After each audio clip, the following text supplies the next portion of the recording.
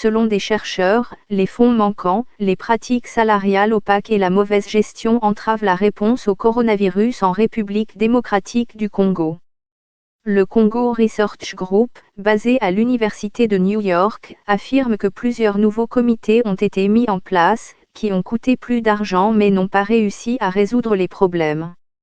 Son rapport indique que seuls 6 millions de dollars, 3 401 579 000 FCFA, sur les 363 millions de dollars, 205 805 millions FCFA, de fonds Covid accordés par le FMI l'année dernière ont été comptabilisés publiquement.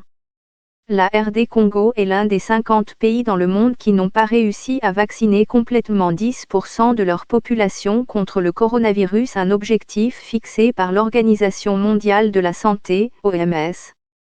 Selon les estimations, environ 0,1% des 89 millions d'habitants du pays ont été vaccinés. À ce jour, selon l'OMS, plus de 57 000 personnes ont contracté le coronavirus en RD Congo et 1086 d'entre elles sont décédées. Parmi les difficultés rencontrées, citons la dépendance à l'égard du système COVAX, souvent critiqué, un système de santé sous-financé déjà ravagé par des épidémies simultanées de rougeole, d'Ebola et de choléra, la méfiance généralisée à l'égard des autorités et le conflit entre le gouvernement et les groupes armés dans l'est du pays. À cela s'ajoute, selon les critiques, une corruption endémique. 2 anciens ministres de la Santé ont été arrêtés à la suite d'allégations de corruption ces dernières années. L'un purge une peine de 5 ans de prison, tandis que l'autre est libre sous caution et nie les allégations.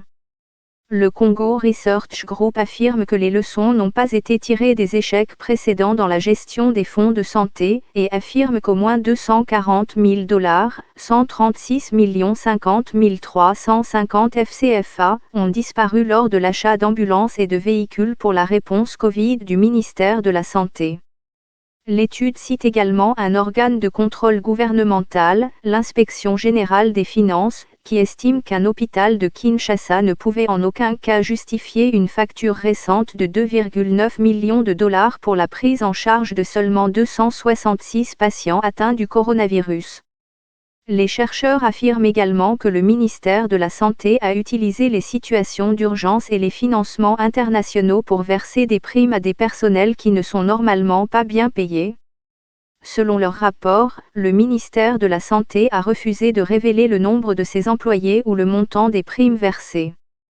Les structures ad hoc mises en place par le gouvernement congolais en réponse à la pandémie, notamment un comité multisectoriel, un secrétariat technique, un conseil consultatif, un groupe de travail présidentiel et un fonds national de solidarité contre le coronavirus, ont augmenté les budgets mais n'ont pas réussi à résoudre les problèmes préexistants, selon le Congo Research Group. Et affirme que cela a entraîné une mauvaise prise en charge des patients et une démotivation des agents de santé. Correction 10 octobre 2021, une référence incorrecte à Vital Kamerhe comme étant l'un des anciens ministres de la Santé accusé de corruption a été supprimée de cet article.